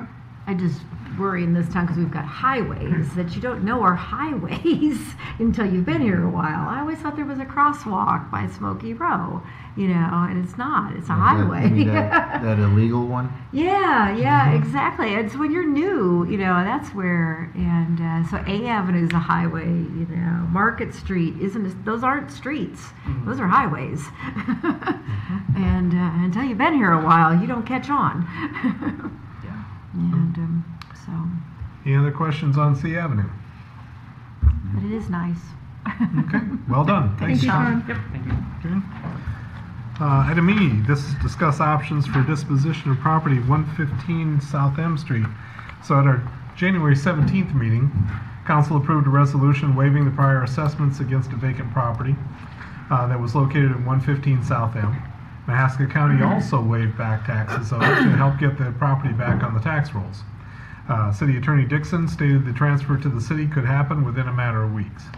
The property measures approximately 136 feet by 123 feet. It is zoned R3 for multiple family residential and is recommended for a high-density residential future land use in the comprehensive plan. The plan also includes a conceptual drawing for infill development in this area with an apartment expansion, parking, and access from South M Street. 3 options being presented. First, hold the property for a future public need or city operations. The second option would be to advertise the property for sale and accept sealed bids. Minimum bid price typically $1,000, $500 for the neighbors or nonprofits. Could go higher. And then the third option is to temporarily hold the property and evaluate it as a Homes for Iowa affordable housing site in conjunction with the Chamber's Housing Committee. Property size and location limit its use for city operations. Staff is supporting options 3 or 2 and also retaining or dedicating a strip of property along the southern edge for future development across to access South M Street. So the agenda item is to discuss what the options are. I'll open the floor. Anything further to add to them all? Or Sean, I guess, yeah. I think those are options that we came up with. I'm sure there are others that are out there. I think my personal thought would be is we could reach out to the neighbors, including the apartment owners, to see if they would have any interest. That would be, in my opinion, the most consistent with the comprehensive plan. You can see here on the right, that's the concept showing potential apartment expansion there. It's planned for that, it's zoned for that, and an alignment like this could allow for that potential connection to South M Street as well. But if we don't have any neighbor interest, then we could look into doing something a little bit different. And again, this is optional, but Charlie was talking about new programs, new possibilities, and there's this Homes for Iowa program that the Chamber's Housing Committee is very interested in finding a site for. And this is where homes are built at the Correctional Center in Newton. It's a work release program where they are learning construction skills and building skills. These homes are built on site and they are shipped to communities throughout Iowa for $90,000. All we need is a site and all we need is a developer to assist with that. And we are routinely seeing these homes come through Oskaloosa on the east side of town, over on Osborne Avenue, on their way down to southeast Iowa. I think they're going to the Burlington area. So that's a possibility we could explore as well. Now, like I said, we would need a developer for that. They would be responsible for putting the foundation in, getting the utilities to the home, putting in a sidewalk, putting in a porch, a garage, things like that as well. But there could be an opportunity for that as a second possibility. And then I would also, I added in the sheet that we do think the opportunity, because there is a development possibility in the land to the west, that connection to South M Street through this property could make some sense. Okay.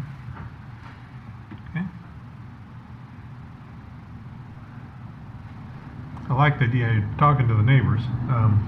Personally, I think that's a great first start. But I'm open to the council members. What are y'all thinking? Well, I like item 2, but I do also like the Homes for Iowa too. Flip a coin. Yeah. And maybe if not for this site, the Homes for Iowa could be another. So it's a prefab that's, the logistics of it doesn't come in sheets or parts, but it comes the whole thing put together. Yes. Okay. Yeah, so does it come in like halves on the back of a trailer truck, or is it the whole thing on the I mean, back it's of more it? than a trailer. I have not seen one shipped in person. My understanding is the whole. I think The it whole is thing. too. I think So it is too. our guys are out raising those wires every time they come through town. Yeah. So they're on top of the house raising wires up. So yeah, they're the whole house. I wonder if we could find out what the end cost is by the time you have utilities, foundation. It'd be interesting to know what that house sells for at the end. Yeah, so Area 15 is our local representative. The numbers I've heard is anywhere from 100. Yeah, they come. That's why they come down on. 50, so mid-hundreds. Okay. And what is it, like a 3-bed, 2-bath? Do we know? And how many square feet and all that? Probably says on there, I'm sure. So Yeah, it is. Yeah, okay. Chief. It's 2x6 construction, but they're basic. But they're well built. That's why they come down Osborne. I would find out for sure that it's the whole house. I think you're probably too wide to get from point A to point B. I have not seen a whole house come through, so I would just, I'm not saying it's not, but I would definitely make sure We've had that a first raise is ours. a half and a half. Yeah. I'm not sure. But when we've been talking about infill, those are lots around town. Is that what we, I just want to be clear on the definition. So you could do, and build those as, or put those in as spec homes,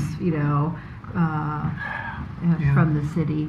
Yeah. Because I've noticed several houses that, there's one in my neighborhood, there's one by the Y, they're the same house, but they're in these different lots, so they look different. And they're that kind of one level, could be a starter home, could be a retirement home, you know, they fill that need.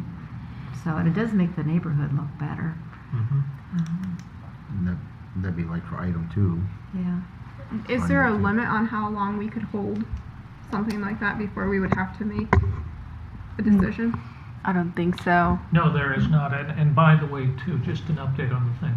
We have now received the tax deed on the thing, and I think Amy, I may have get it shipped over to you. Obviously, this has resulted because of our being contacted by Connie, and we certainly appreciate the county's cooperation in getting things done so we could get it back on the tax rolls.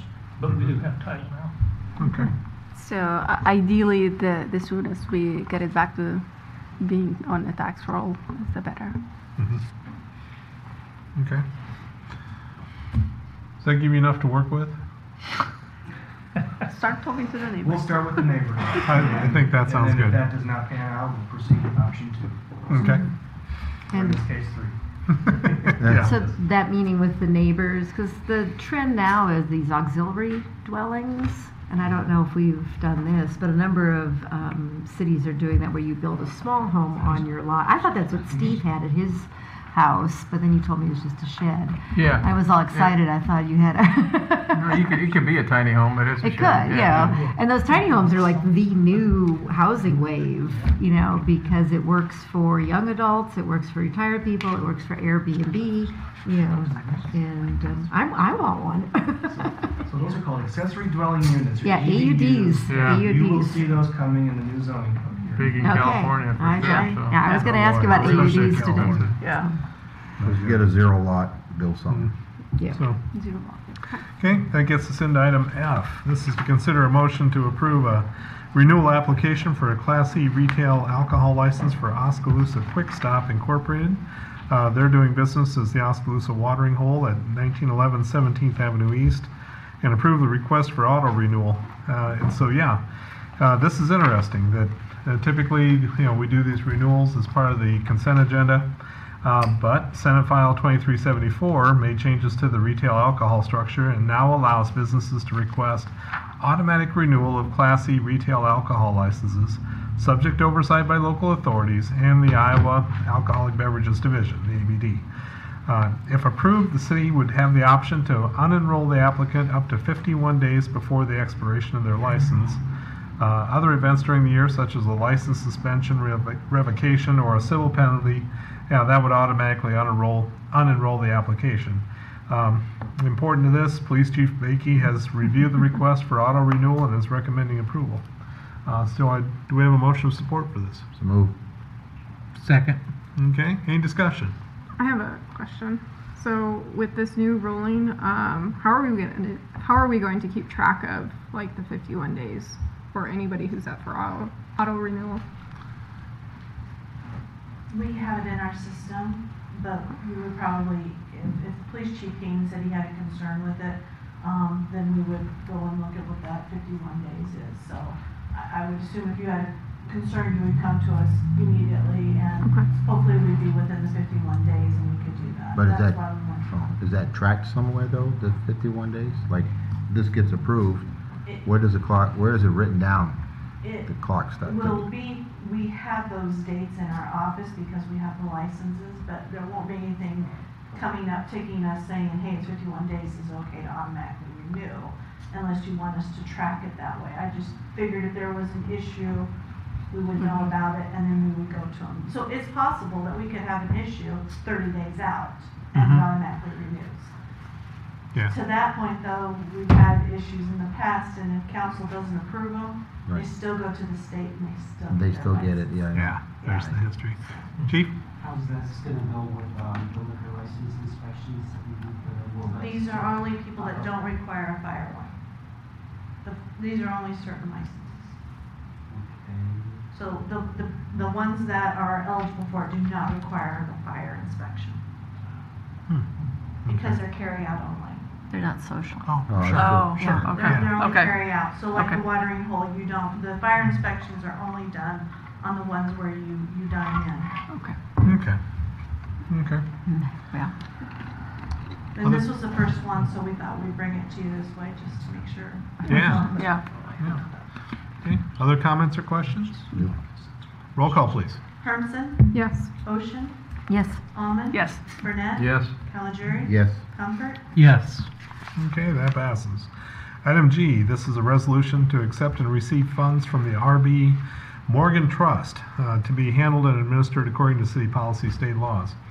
And so on December 21st of 2020, the City Council passed a motion approving the entry of agreement in connection with the termination of the RB Morgan Trust, whereby real estate that's located adjacent to Edmondson Park and held by the trust would be deeded to the city. All remaining trust funds and monies would be surrendered over to the city. Thereafter, the trust was formally terminated by order of Mahaska County District Court. City executed an agreement dated October 6th of 2022, confirming that the real estate would be deeded over and remaining funds transferred. On September 14th of 2022, the real estate was transferred over and is currently titled to the City of Oskaloosa. Trust funds presently held by Edward Jones total $320,502.62 as of the close of December 31st reporting period. City Clerk Amy Miller advised that the current manner in which the trust funds are held and invested, however, does not meet and satisfy Oskaloosa City investment policy nor the applicable state laws for municipal funds.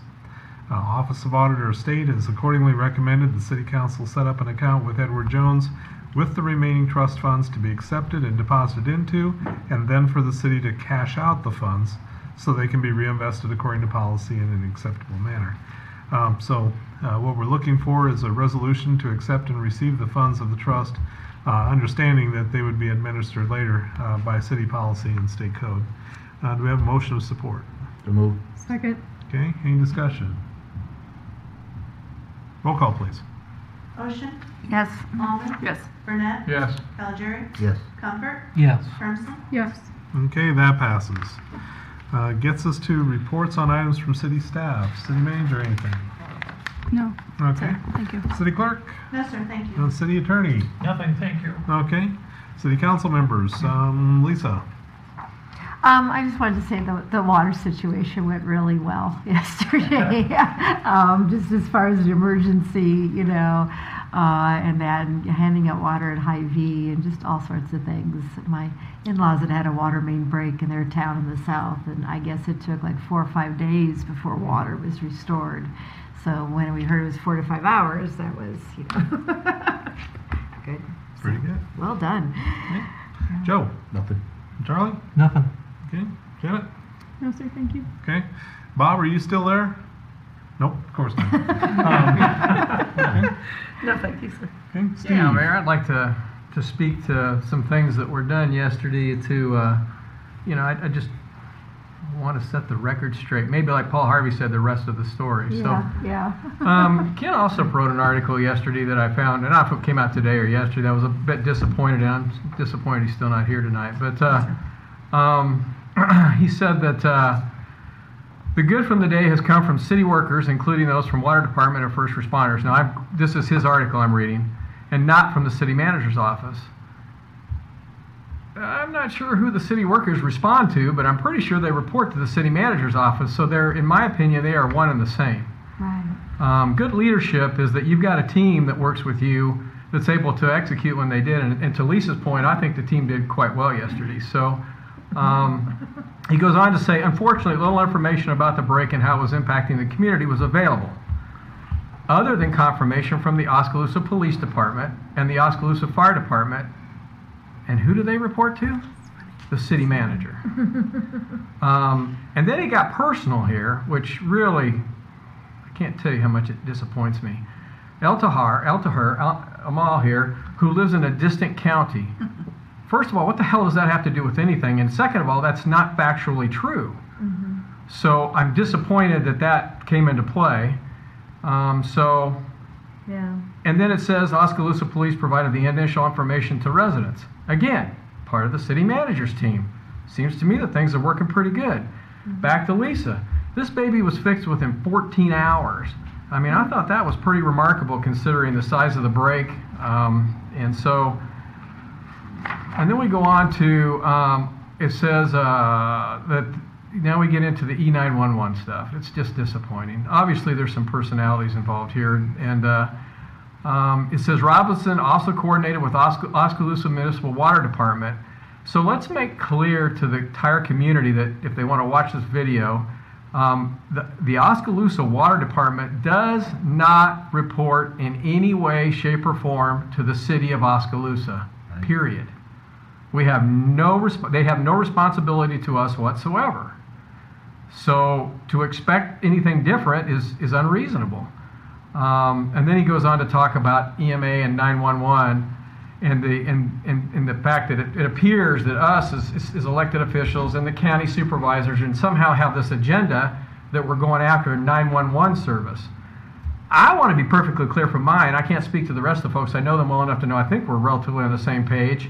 And I would hope the citizens of Oskaloosa and Mahaska County would want elected officials to somehow be responsible for over $500,000 in budget we spend on E911 and emergency services, instead of just saying, send me a bill and I'll write you a check. Because that's not what we're going to do. And so the thought process is, as you would in any good business, is at least once a year, have a budget review and find out what it is you're paying for, and is there a more efficient, a more prudent way for us to spend your tax dollars. So again, I'm disappointed that Ken left tonight so we could have had this conversation, but the fact of the matter is that anytime you want to discuss any of this with me, I'm pretty easy to find. And what I stated to you tonight, I can back up factually with data. So let's have a conversation. Thank you. Okay, thank you, Steve. Yep, I guess we've already had plenty of commentary on the water break, and so again, just thanks and congratulations to Kelly Hefner and the management of the water department in getting that it was fixed. a spectacular job. You did a great job, Kelly. Yep. Well, CDPD found the break. They actually did traffic control for me so we could get traffic control out there. Every agency we interact with worked with us the best they could. Me and the city manager were in contact almost all of the day after the sun came up anyway. I didn't call anybody while it was still dark to wake them up. I didn't want to bother you before 6 a.m., but Kelly was complimenting my staff, police and fire, and I was like, no, sir, you did a great job. His staff pulled a 12-hour shift until this issue is resolved. So, thank you. EMA was as helpful as well. It was very helpful as well. And, my staff did an outstanding job in kind of terrible conditions. At least it wasn't cold. Yeah, thank God it wasn't a week earlier, right? It was very stressful because of how it went down. Because we have a timeline, and our technology helps us track it pretty good. It broke at 12:30, and the tanks were empty at 1:24. Yeah. That's how we did it. Yeah. Nice job. Yeah. Yeah, Nice good job. work. Nice Good job, work, Mike. Yeah. May I add one more comment? Okay. I would also like to thank Hy-Vee Disaster Relief for bringing Yeah. the water. So Yeah. that's Yeah. very much appreciated. Right. Because I heard rumor Walmart would not, but that was rumor. They were out in the morning. Yeah, but Hy-Vee did great. Okay, with that, I think we ought to have a closed session. Let's see, next item up is to consider holding a closed session under Iowa Code Section 20.173 to discuss collective bargaining strategy. Do we have a motion to go into closed session? Second. Okay, roll call, please. Almond? Yes. Burnett? Yes. Calgery? Yes. Comfort? Yes. Hermson? Yes. Ocean? Yes, with a small circulation break. Okay. 2 hours. No adult group should go more than 2 hours. Is that it? Okay. We will go into closed session. That passes. It was way too much.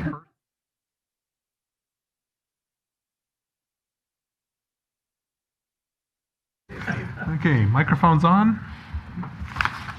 Yep. Okay. We are back in open session. The next item on the agenda is to consider a resolution approving the tentative agreement between the City of Oskaloosa and PPME Local 2003. This is the police department. What is being proposed is an increase in pay of 7% this year. The following year would be 5%, and the third year is 4%. Do we have a motion of support? Moved. Second. Okay. Any discussion? Roll call, please. Calgery, Yes. Comfort, Yes. Hermson, Yes. Ocean, Yes. Almond. Yes. Burnett. Yes. Okay, that passes.